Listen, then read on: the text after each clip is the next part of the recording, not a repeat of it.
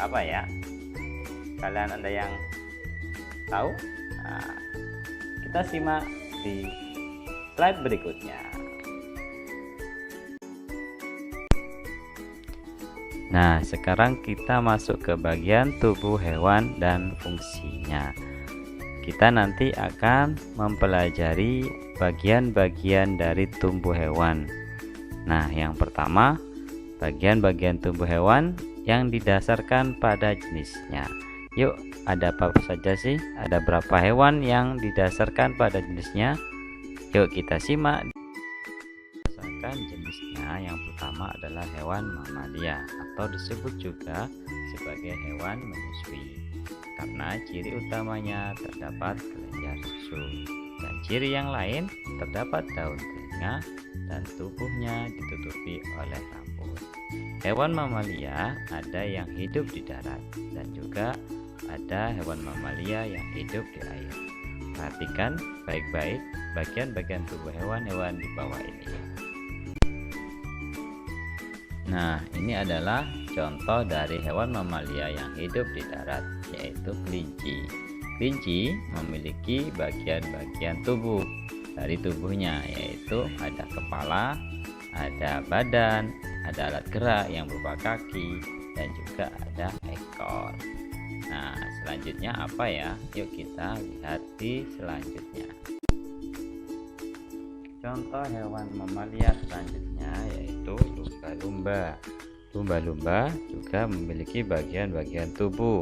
Ada sirip, ada badan, dan juga ada ekor. Sirip digunakan lumba-lumba sebagai alat untuk bergerak di dalam air, yaitu untuk berenang. Sedangkan ekornya digunakan adalah sebagai penyeimbang dari gerakannya ketika di dalam air. Dan ada juga lubang udara yang digunakan untuk bernafas, karena lumba-lumba meskipun hidup di air tapi bernafas menggunakan paru-paru. Nah, ada juga dugong atau dugong. Nah, ini adalah juga sama seperti lumba-lumba yang berjenis ikan air dan memiliki bagian kepala, sirip, dan juga bagian ekor. Bagian-bagian tubuh hewan berdasarkan jenisnya, yang kedua adalah jenis burung. Semua burung memiliki sayap yang beragam ukurannya, tapi tidak semua burung bisa terbang. Contoh yang tidak bisa terbang adalah ayam, penguin, dan burung kasuari, juga burung unta. Bagian-bagian tubuh burung itu ada beberapa, yaitu yang pertama adalah paruh. Paruh digunakan untuk mematuk makanan. Kemudian yang kedua adalah mata. Mata berfungsi sebagai alat penglihatan bagi burung ketika terbang untuk melihat mangsanya.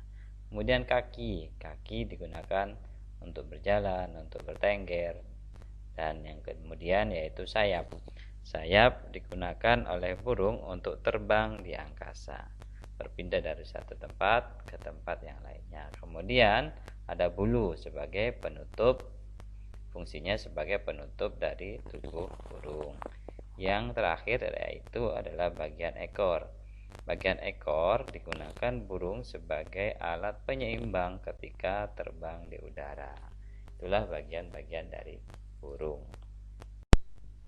Berdasarkan jenis makanannya, bentuk paruh burung berbeda-beda, karena berdasarkan habitatnya mereka akan menyesuaikan paruhnya untuk menangkap makanan. Contoh burung alap-alap sebagai burung pemangsa hewan lain, karena dibutuhkan untuk mencari daging dari mangsanya, maka paruh burungnya melengkung dan tajam. Kemudian kalau burung bangau itu adalah pemakan ikan yang sekali patuk itu langsung ditelan begitu, tidak perlu dicabik-cabik karena ikan-ikan kecil yang dimakan oleh bangau, sehingga bentuknya butuh panjang dan lebar, mungkin ya seperti itu. Ada yang lebar seperti bebek juga. Bebek ini juga atau itik ya, pemakan ikan juga perlu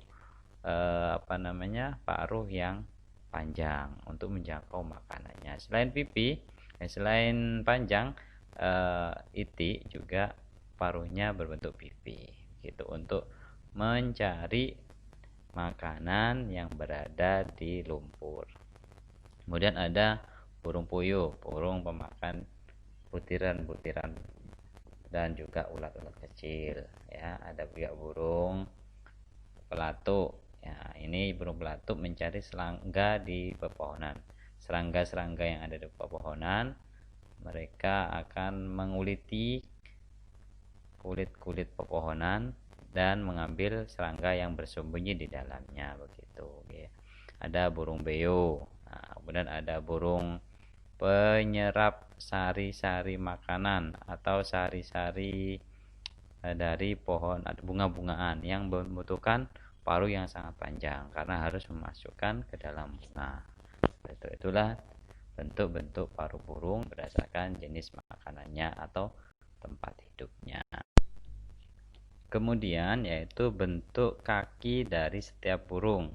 Ini juga berbeda-beda karena menyesuaikan dengan lingkungan tempat hidupnya. Ada bentuk kaki burung yang digunakan untuk memangsa sehingga membutuhkan kuku yang tajam, melengkung ya. Inilah ciri-ciri yang di sini disebutkan. Ada ciri-ciri dari setiap bentuk kaki burung. Kita baca, kita perhatikan ya, anak-anak semuanya perhatikan. Yang pertama adalah jenis pejalan kaki, yaitu cirinya memiliki 3 jari menghadap ke depan dan 1 jari menghadap ke belakang. Contohnya adalah ayam dan burung unta. Nah, mereka memiliki jenis kaki ini. Kemudian yang kedua, jenis perenang, yaitu jari kaki berselaput. Ayo kira-kira apa contohnya? Betul sekali, yaitu itik dan angsa. Kemudian yang ketiga, yaitu jenis pemangsa. Jari kaki pendek, kuku melengkung, tajam, dan cakar kuat untuk mencengkram. Contohnya burung elang dan raja wali. Karena mereka memangsa mangsanya dan mencengkramnya untuk dibawa ke sarangnya atau ke tempat makannya. Kemudian ada yang keempat, yaitu jenis pemanjat. Pemanjat ini contohnya adalah burung pelatuk. Nah, dengan ciri-ciri memiliki jari 4 ya, memiliki 4 jari, 4 di atas dengan 2 jari berada di depan dan 2 jari berada di belakang. Kemudian ada jenis petengger atau petengger ya, jari kaki panjang, telapak kakinya datar dan digunakan untuk bertengger di ranting-ranting pohon. Contohnya adalah burung kutilang dan kenari. Perhatikan baik-baik ya anak-anak semuanya dan diingat-ingat. Berdasarkan jenisnya, hewan ini yang ketiga adalah jenis reptilia. Hewan reptilia adalah hewan yang melata yang memiliki kulit bersisi. Hewan ini ada yang hidup di darat dan ada juga yang hidup di air. Nah, jenis reptilia sangat bermacam-macam. Ada ular, penyu, kura-kura, buaya, dan juga kadal. Sekarang mari kita bahas satu persatu jenis reptilia ini ya. Yang pertama adalah komodo. Komodo memiliki bagian tubuh yaitu ada kepala, kemudian ada alat gerak yaitu kaki, ada badan dan juga ada ekor. Fungsi kaki tentunya adalah digunakan untuk berjalan. Kemudian biasanya komodo ini mendeteksi mangsanya dengan menggunakan lidahnya. Karena lidahnya sangat sensitif dan juga indera penciumannya juga sangat baik untuk mendeteksi mangsanya sampai sejauh 4 km. Wow, luar biasa ya, sangat jauh sekali. Kemudian biasanya ukuran komodo biasanya bisa mencapai sampai 10 meter dengan berat badannya lebih dari 200 kg. Sedangkan ekornya ini berfungsi sebagai penyeimbang ketika berjalan. Kemudian juga ada kaki yang kuat ya, yang mampu berlari sekitar sampai kecepatan 15 km per jam. Berdasarkan jenisnya, hewan yang keempat adalah hewan amfibi. Hewan amfibi adalah hewan yang bisa hidup di 2 alam, yaitu di darat dan juga di air. Contoh hewannya adalah katak. kata ini memiliki jenis metamorfosis atau perubahan bentuk dan fungsi tubuhnya yang unik.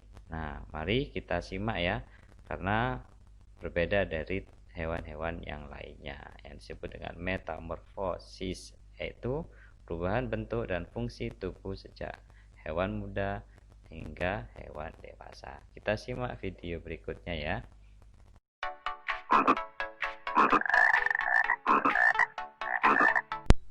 Di slide ini dijelaskan mengenai ikan dan serangga. Ikan adalah salah satu jenis hewan yang hidup di air, yang memiliki ciri-ciri tidak berkaki, memiliki kepala, badan, dan ekor. Kemudian ada insekta atau serangga. Ini adalah merupakan jenis hewan yang jumlahnya paling banyak di antara jenis hewan lainnya. Bentuk tubuhnya ada kepala, dada, dan perut. Ciri-ciri dari serangga ini memiliki 3 pasang kaki ya, di kanan dan di kiri, dan itu semuanya berjumlah 3 pasang. Kalau manusia 2, kalau hewan yang lain biasanya kan 4, tapi kalau serangga ini memiliki 3 pasang kaki, sepasang antena, kemudian mulut dan mata majemuk. Ada sebagian besar juga serangga ini memiliki sayap. Di slide yang terakhir ini adalah contoh-contoh dari ikan dan serangga ya, dimana serangga itu juga banyak dan bisa kalian temui di dalam kehidupan kalian sehari-hari ya. Contohnya ada belalang, kemudian ada semut, kemudian ada lebah, ada kecoa ya. Ini sebenarnya contoh-contoh serangga. Sedangkan contoh hewan ini, nah, di sini ada ikan emas ya. Di sini ditunjukkan bagian-bagian dari ikan. Ada ekor, ada mata. Nah, ekor ini bergerak untuk mengubah arah ketika ikan itu berenang. Itu adalah fungsi dari ekor pada ikan. Kemudian sirip adalah digunakan untuk bergerak maju ataupun mundur. Nah, ya, kemudian ada bagian mulut. Mulut tentunya dibuat untuk makan ya. Mereka memakan makanan dan mengunyahnya dari mulut mereka. Nah, sama insekta atau serangga juga sama, memiliki kepala, dada, ada juga sebagian yang memiliki sayap ya, dan juga memiliki kaki. Dan di kaki serangga inilah yang unik, mereka memiliki 3 pasang kaki ya. Contohnya ini serangga kecoa ya. Kalau kita lihat di sini, kecoanya memiliki 3 pasang kaki, 3 kaki di kanan dan 3 kaki di kiri. Nah, itulah anak-anak semuanya contoh-contoh dari serangga dan ikan. Dan pembelajaran kita hari ini sudah akan berakhir ya. Kita sudah membahas tentang jenis-jenis hewan. Nah, yang mereka semuanya memiliki bagian-bagian tubuh dan juga fungsinya. Nah, kalian nanti pelajari lagi di buku IPA kalian dengan baik, dengan seksama dan dengan teliti. Diulang-ulang ya. Jangan sampai kalian nanti tidak paham. Kalau tidak paham nanti bisa tanya ke Ustadz ya. Dan yang terakhir nanti di slide-nya, tugasnya insya Allah akan di-share pada jam 11. Di slide selanjutnya silakan diperhatikan.